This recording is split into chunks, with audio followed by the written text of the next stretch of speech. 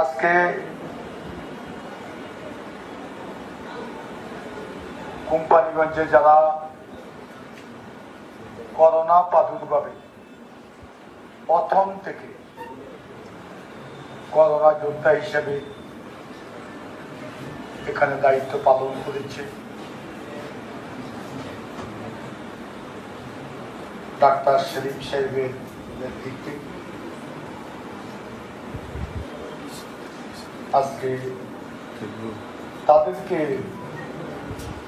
আমি এখানে সনদ দেওয়ার জন্য এবং তাদেরকে উৎসাহিত করার জন্য আমি আয়োজন করেছি।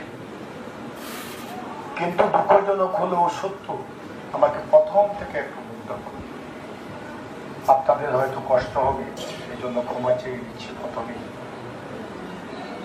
এখানে করোনা যখন প্রথম আসলো, এর আগ থেকে কিন্তু করোনার বিরুদ্ধে আমি অবস্থান নিয়েছি। আমি গত বছরের 10 জানুয়ারি বঙ্গবন্ধুর স্বদেশ প্রত্যাবর্তন দিবসে আমি পরিষ্কার পরিচ্ছন্ন অভিযান শুরু করেছি। তখনই আমার সন্দেহ হয়েছে বাংলাদেশে করোনা আবির্ভাব অবশ্যই ঘটবে।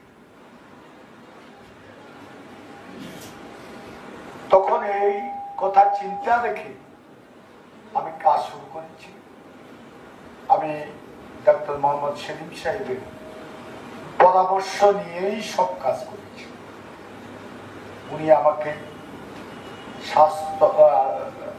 উনি আমাকে নানাভাবে সহযোগিতা করেছে, আমাকে শক্তি জুগিয়েছে, সাহস জুগিয়েছে। এখানে কোন সরকারি কর্মকর্তা প্রাথমিকভাবে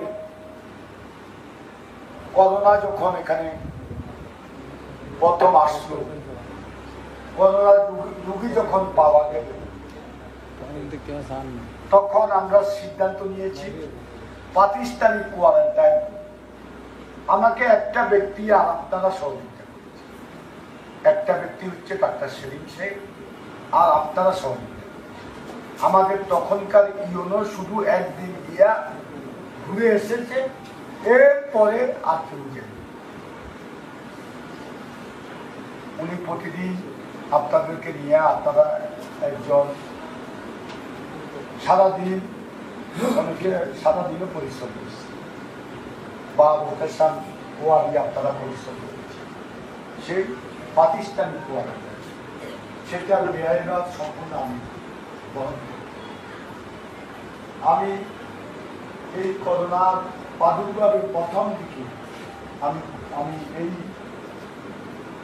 হাসপাতালে পিএস সাহেবের কাছে 1 লক্ষ টাকা দিয়ে এখানে চিকিৎসা সরঞ্জাম কেনার জন্য, সুরক্ষা সরঞ্জাম কেনার জন্য আমি টাকা দিয়েছি এবং বলেছি যা কিছু প্রয়োজন সব আমি করেছি। আপনি চিন্তা করুন, এটা আমার তাই। আমি পৌরসভার মেয়র হিসেবে এই কোম্পানিগঞ্জের একজন অধিবাসী হিসেবে আমার দায়িত্ব শুধু পৌরসভা নয়, এই কোম্পানিগঞ্জে করোনা ভাইরাস থেকে এলাকার মানুষকে রক্ষা করা। আমি আমার নৈতিক দায়িত্ব থেকে এই কাজটি করেছি এবং এই কাজে আপনারাই আমাকে সহযোগিতা করেন। সমুখ যুদ্ধে আপনারাই ছিল, কেউ ছিল না, কোন সরকারি কর্মকর্তা, জনপ্রতিনিধিরা সবাই পালিয়ে গেছে। প্রথম যখন করোনা এসেছিল তখন আপনারা ছিল, আমি সেজন্য আপনাদেরকে আমি চিন্তা করেছি উৎসাহিত করব। একটা সনদ, ছোট জিনিস, একটা কাগজের জিনিস, এটা অনেক বড় বিষয়। এই সনদটা আমার নয়, আমি একটা সনদ দিয়ে আপনাদেরকে স্বীকৃতি দিব। আরো একটা বিষয়, এটা আমি চিন্তা করেছি। শুরু করেছিলাম প্রতিবন্ধকতা, এখানে আইসোলেশন সেন্টার করছে আমার টাকা, কুদ্দুস ভাই আমাকে সহযোগিতা করছে, ভালো মানুষ, এই যে সিটগুলা উনি সব ব্যবস্থা করেছে, আমার টাকায় আইসোলেশন সেন্টার করছে। সেই আইসোলেশন সেন্টার আমাকে না বলে সন্ত্রাসীদেরকে দিয়া, করোনা শেষ হয়নি, সন্ত্রাসীদেরকে দিয়া সেগুলো ভেঙে ফেলল। ডাক বাংলা পিয়ন যখন ইউনুক সাহেবকে বলছে যে এরা তো এখানে ভেঙে ঢুকে গেছে, এটা তো আইসোলেশন সেন্টার, তো ভেঙে ফেলছে, বলে যে তুমি বাড়িতে চলে যাও। আমি আইসোলেশন সেন্টার করলাম, আমাকে একটা বাবার মতো জিজ্ঞাসা করে, শুধু উনি বলছে আমাকে যে এই নির্দেশ আমার প্রতি আসছে। আমি বললাম যে আপনি ওনাদের সাথে আলাপ করি, যা করার পর আমি ওইটা বলছি। পরবর্তী পর্যায়ে আমি ওনার এখান থেকে গিয়েই আমি ঋণ দিয়েছি SSF এর ডিজির কাছে, মাননীয় প্রধানমন্ত্রীর সাথে মোটা যে লোকটা থাকে তার কাছে আমি ঋণ দিলাম। আমি এখানে আইসোলেশন সেন্টার করেছি আমার পৌরসভার টাকা দিয়ে, আর সেলিম সাহেব আমাকে সহযোগিতা করে ওনার ডাক্তার নার্সদেরকে দিয়া এই আইসোলেশন সেন্টারটা আপনার ভাঙ্গা ষড়যন্ত্র করতেছে। তখন সেখান থেকে নিষেধ করার পরে তাদেরকে প্রথম দিন সেখানে ঢুকতে দিয়ে দেন। পরে 9 তারিখে কালো রাত্রিতে যেদিন আমার পৌরসভাতে 2000 গুলি হয়েছে, আমাকে 2000 গুলি হয়েছে। আল্লাহ শেষ মেহেরবানি, আপনাদের সকলের দোয়া, আমার মা বাবার দোয়া আছে। সেদিন রাত্রে এই আইসোলেশন সেন্টার ভেঙে সেখানে ঢুকে রান্না করছে, তারা রাত্রি যাপন করছে। ইউনু সাহেব কোনো দায়িত্ব পালন করে নাই, ওসি সাহেব কোনো দায়িত্ব করে নাই। আজকে আরেকটা বিষয় আপনাদের মনে ছিল, আমি এই দিন এসে আইসোলেশন সেন্টারটা দেখলাম, সেখানে পুলিশ। তখন আমি সেখান থেকে আর কোনো কথা না বলে ফিরে আসছি। আসি পিএস সাহেবের সাথে, উনি সাক্ষী, কুদ্দুস ভাইকে দেখাইছি। আমরা দুইজন আমাদের কাউন্সিলরদেরকে সহ নিয়ে বসি, আপনাদের ডাক্তারদের মধ্যেও করে দিচ্ছি। আমি সিদ্ধান্ত নিচ্ছি এখানে একটা আইসোলেশন সেন্টার বা কোথায় করা যায়। উনি বললেন যে আমাদের দক্ষিণ দিকের যে নতুন ভবন সেখানে করার মতো পরিবেশ আছে, করা যায়। ওই দিক দিয়ে যদি ঢুকে তাহলে সাধারণ রোগীদের কোনো সমস্যা নেই। এটা ডাক্তার সাহেব আমাকে বলার পরে আমি বললাম যে তাহলে এখানে করেন, যত খরচ লাগে রোগীর খরচ এবং আপনাদের যারা এখানে স্বাস্থ্যকর্মী আছে তাদের খরচ সহ যেগুলো লাগে এগুলো সব আমি ব্যবস্থা করি। পৌরসভা ব্যয়ের বিষয়ে কুদ্দুস ভাই সম্মতি দিছে যে আমি সব ব্যয়ের সহযোগিতা করি, সকল ধরনের সহযোগিতা। উনি এই কথা বলার পরে আমরা এটা সিদ্ধান্ত নিলাম। সিদ্ধান্ত নেবার পরে এটা যখন উপজেলা পর্যায়ে শুনলেন, সিএস সাহেব শুনলেন, তখন ওনারা বলল যে এটা হস্তান্তর হয় নাই, এখানে করা যাবে। বিষয়টা শুনিয়ে আমি ওই ডিজি সাহেবের কাছে আবার ডিজি সাহেবের নির্দেশে আবার ওনাকে নির্দেশ দিলেন এটা করতে হবে। এটা আবার আমি আসলাম, এখানে আসি, সব ঠিকঠাক করি, তালা খুলি, রেডি করলাম, কোনো ওই যে ফ্যান ট্যান আছে কিনা এগুলো দেখি আমি আমার কর্মকর্তাদের এখানে দিয়ে গেলাম, তুমি এগুলো সব রেডি। এরপরে ফেসবুকে দেখলাম করোনা কমিটি এখানে আইসোলেশন সেন্টার হইলে করোনা কমিটির নেতৃত্বে হবে। দেখেন ষড়যন্ত্রটা। তখন আমি চিন্তা করলাম যে আমি জনকল্যাণের জন্য আগাইতেছি, সেখানে কি আমি বাড়াবাড়ি করুন, মারামারি করুন, কারোর সাথে দুর্ব্যবহার করুন, বা তারা আমার সাথে দুর্ব্যবহার করো, এটা কি ভালো কাজ হবে না? এ সময়ে করোনার এই সময় এটা ঠিক। এই জন্য আমি এই জন্যই বলছি তুমি গোলাপ ভরা ফুল গাড়ি বেরিয়ে করতে পারো, কিন্তু বাতাস থেকে গোলাপের গন্ধ দিচ্ছে।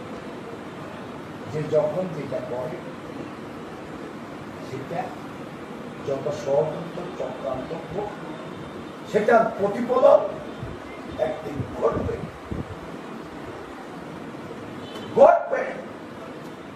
আজকে আমি নিজেকে ধন্য মনে করছি পৌরসভা আপনাদের মতো সমযুদ্ধে করোনার বিরুদ্ধে প্রতিরোধ গড়ে তুলেছে। অনেকে এখানে আক্রান্ত হয়েছে, আমার জানার মতো অনেক ডাক্তার নার্স এখানে আক্রান্ত হয়েছে। তারপরে আমাদের ইয়েকে দেখতেছি, ইয়ে সংগ্রহ করছে যে নমুনা আছে না,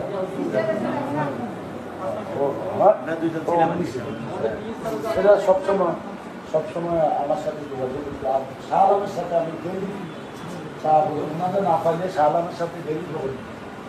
আমার পৌরসভার নাম্বার নেই, অনেকের বাইরে যারা আছে আমাদের ইসলামীয় তাদের নাম্বার নিয়ে সবাই সাথে সব জায়গাতে আমি সহযোগিতা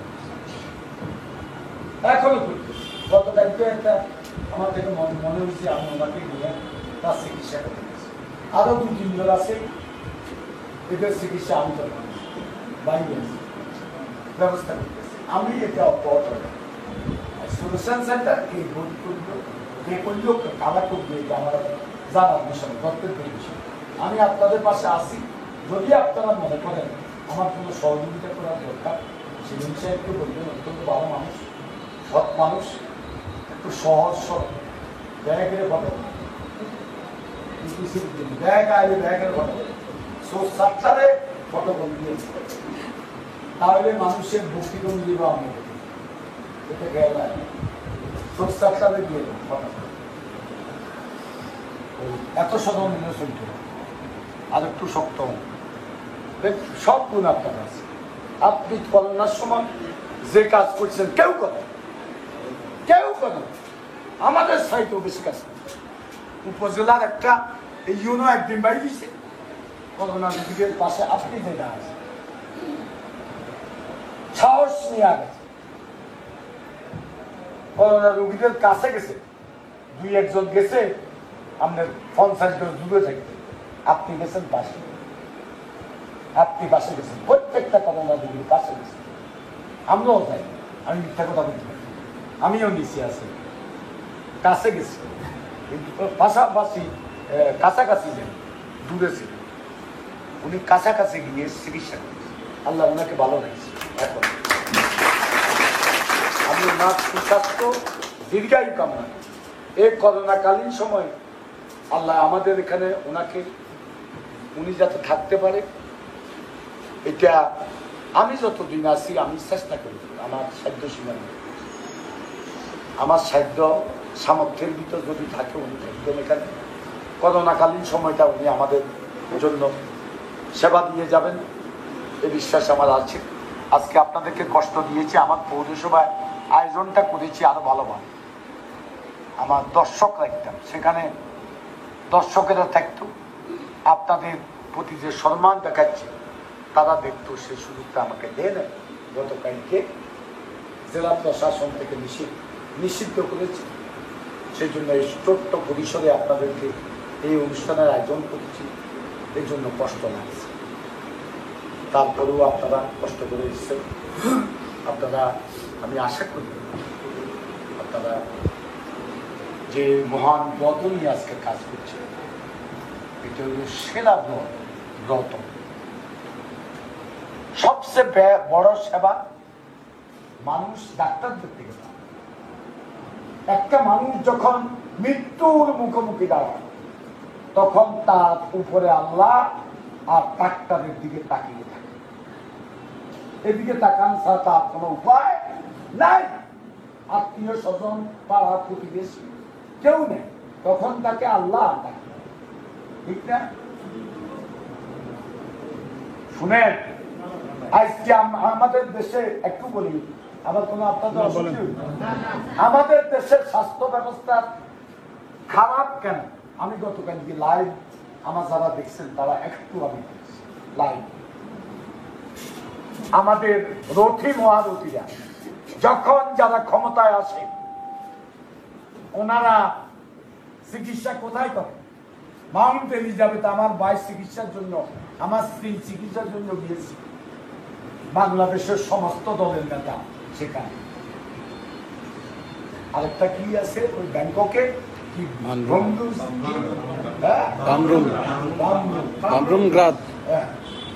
ওইটাতে যা আমেরিকাতে আমি চিকিৎসা করছি, আমি দেখে গেছি। আমেরিকাতে তো আমার আছে, এটাতে কি ইন্স্যুরেন্স আছে, আমার কোনো চিকিৎসার টাকা লাগে না। কিন্তু সেখানে কোটি কোটি টাকা দেয় অনেকে যায় চিকিৎসা। যাদের অর্থবিত্ত আছে, যারা নেতা, তারা সবাই চিকিৎসা করে বাইরে।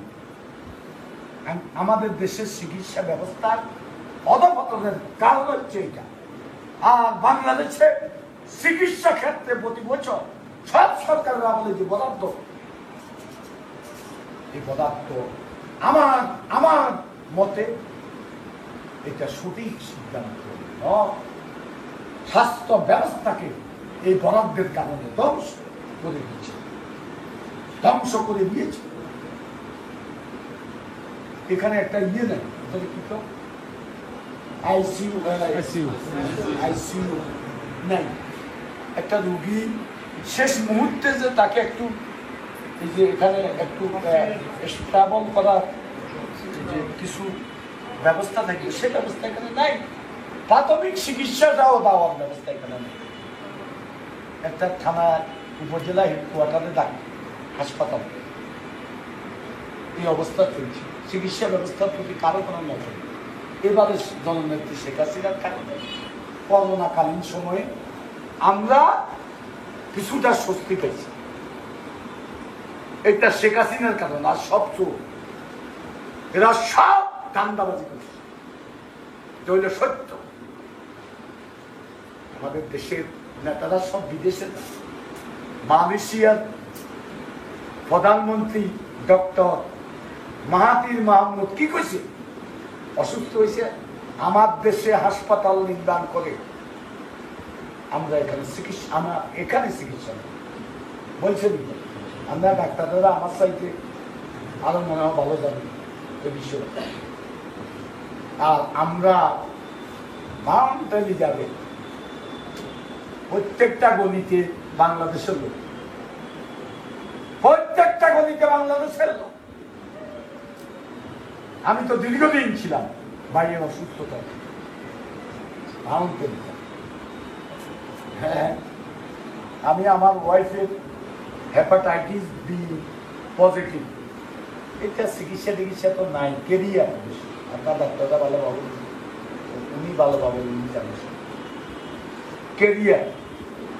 তারপরেও নিলাম মাউন্ট এলিজাবেথে, যে বিশ্বের সেরা হাসপাতাল। এখানে একটু দেখি কোনো চিকিৎসা পাওয়া যায় কিনা। তো সেখানেও গেলাম, ওই যে এটা তো কেরিয়ার, এটা এইভাবে থাকবে যতদিন আল্লাহ বাঁচায় রাখে। এটার তো মূল কোনো চিকিৎসা নেই। চিকিৎসা হয়তো শেষ পর্যায়ে এটা এফেক্ট করলে তখন আমি একটু অসুস্থতা ফিল করতেছি। আমার এই হাতে একটু সমস্যা দেখা দিচ্ছে, কাঁপে। তো একজন ডাক্তার দেখাইলাম, দেখানোর পরে উনি করেছি, টেস্ট করেছি কয়েকটা। টেস্ট করানোর পরে আমাদের কয়ে যে আপনি আগামী 2 দিনের ভিতরে এখানে একটা রিং আপনাকে দিতে হবে, লাগাইতে হবে। তখন আমি সিদ্ধান্ত নিলাম যে রিং লাগাইতে হলে এখানে কত টাকা লাগে, মাউন্ট এলিজাবেথ।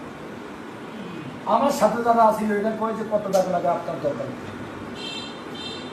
যারা আমাকে নিয়ে গেছে। আপনার প্রয়োজন, আপনি এখনই চিকিৎসা করেন, তার 1 মিনিটও এখান থেকে বের হতে পারি। আমাদের বেরোতে দেয় নাই, আমার ওয়াইফ সহ, আমার ছেলের সহ, মেয়ের সহ বেরোতে দেয় নাই। চিকিৎসা করাইলাম। আমার মনে হয় ওই ডাক্তার প্রথম এই ধরনের একটা চিকিৎসা করে। সেখানে ক্যামেরা ফিট করি, লোকজন রাখি। আবার দেখলাম যে এটা সাকসেসফুল হয়েছে, তারা হাতে ঢুকিয়ে দিল।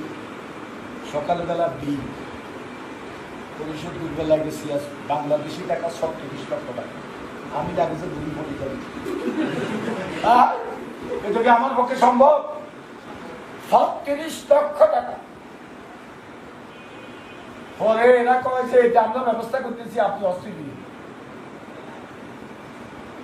আমরা অস্ত্র দিন না, আমরা ব্যবস্থা করি। তারা ব্যবস্থা করছে, পরে আমরা যতটুকু পারি আমাদেরকে দিই। এই সেখানে এত কষ্টলি চিকিৎসা, আর আমাদের দেশের নেতারা সেখানে টাকা কোথাও না। একজন সচিব, একজন সরকারি বড় কর্মকর্তা, ওনার ৭৮,০০০ টাকা ওনাদের ইয়ে ৭৮,০০০ না কত বেসিক বেসিক আরো কিছু পায় আছে, অতিরিক্ত আছে না আরো, এগুলা বাদে বেসিক পায় আরো। তো তাদের কি ইনকাম? ও পোশাক আশাকের কথা বলছে। এটা আবার মনে কষ্ট নিয়ে না যে সময় নষ্ট করবে। পোশাক আশাক আমরা কোনো অফিসে গেলে পোশাকের দিকে যাই, ছাড়া পোশাক ছাড়, পা জুতো ছাড়। এটা কি বিদেশি না দেশি? এটা ওই যে ওনারা ওনাদের পছন্দ হইলে যে বিদেশি জিনিস পরিয়ে করব, ওই যে টাইপের কোটি কোটি টাকা যারা লুটপাট করে কামায়, এই টাইপের লোক কিনা না অন্য লাইনের লোক। এগেন এগেন ওনারা চেক করে, ওই ধরনের এটা সাবি বঙ্গবন্ধু সাদা সিধা চলতো না, ওদের দিয়া পাঞ্জাবি দিয়া ফাঁসি করে। শেখ হাসিনা বিদেশিদের সাথে দেখা করতে ভালো কাপড় করে। এমনিতে তো ওই যে এটা কি সাই এগুলা বানায় যে এগুলো বলে না, হ্যাঁ দেশি বই আমাদের প্রেসিডেন্ট দেশি বই করে। তারপরে আমাদের মন্ত্রী পরিষদ সচিব সাহেব কি খন্দকার দেশি পণ্য ব্যবহার। আপনারা দেখি, আমি যদি মিথ্যা কথা, এরকম অনেক লোক আছে, কিন্তু আমাদের ব্যবসা বলে যাই দেখেন এই উপজেলা পর্যায়ে অংশ কম, জেলা পর্যায়ে আমরা অফিসাররা বলে দেখেন সব বিদেশি কাজ। এত টাকা করতে কেন করতে কেন? শালারা দেশের মানুষের মাথা বিক্রি করে লুট করে ওরা দেশকে খাচ্ছে, গরিবারও গরিব হচ্ছে, বড় লোক বড় লোক হচ্ছে। আমেরিকা বাড়ি গাড়ি আমি দেখিয়েছি, অস্ট্রেলিয়া নিউজিল্যান্ডকে আমি সরকারি সফরে গেছি, সেখানে দেখিয়েছি বাড়ি গাড়ি কাঁদে। আমাদের দুই লেভেল একটা আছে না, মন্ত্রী মন্ত্রী কি সহকারী সহকারী, এগুলো কোনো পদবিও নেই। এটা লাগাইছে, লাগাই ভিজিটিং কার্ড কতগুলো নিয়ে এমপি মন্ত্রী সচিব বিভিন্ন জায়গায় তদবির করি, কোটি কোটি টাকা কামাচ্ছে। লং আইল্যান্ডে সে জায়গা কিনা বাড়ি করছে, লং আইল্যান্ড। আমরা ইয়েতে আমেরিকার ইয়ে নিউ ইয়র্কে সবচেয়ে অভিজাত না লং আইল্যান্ড, সেখানে সে জায়গা কিনে বাড়ি করছে। সে হইল মন্ত্রী মহোদয় সামসা লগলা বন্ধু। দেখে এই অবস্থাটা কেটে, এগুলো দেখি আমার বিবেক নাড়া দিচ্ছে। এই জন্য কথাগুলো বলি, সত্য কথা হইল কেউ হাজার হাজার কোটি টাকা কামানো, আর কেউ টাকার অভাবে খেতে পারবে না। অনেকে আছে খেতে পারবে না, দিবে না। এটা এই দেশে চলতে দেওয়া যায় না। আমি বলবো, সাহস করে সত্য কথা বলবো। এটা আমি আজকে আপনাদের এখানে কঠিন ভাষা বলি। আমি আমার বড় ভাইয়ের সাথে কথা বলি, অনেক চেষ্টা করছি গত 2 মাস, একদিনও কথা বলি। আমি কোনো অন্যায়ের কাছে মাথা দেব, কোনো অপরাধনীতি অপরাধীর সাথে 2000 গুলি করছি, মাথাও প্রশ্ন। তো আজকে আপনাদেরকে বিরক্ত করলে আমি সময় নষ্ট করছি, আমাকে ক্ষমা করে দেবেন। আর আমার জন্য দোয়া করে দেবেন, যে কোনো সময় মরে যেতে পারে। অন্তত যারা পারেন আমার কবরে গিয়া অন্তত দাফনটা করিয়ে আনবে, জানাজা থাকে। এটা হইল আপনাদের কাছে অনুরোধ। আসসালামু আলাইকুম ওয়া রাহমাতুল্লাহি ওয়া বারাকাতুহু। হিন্দু ভাই বোনেরা আমার আদাব গ্রহণ।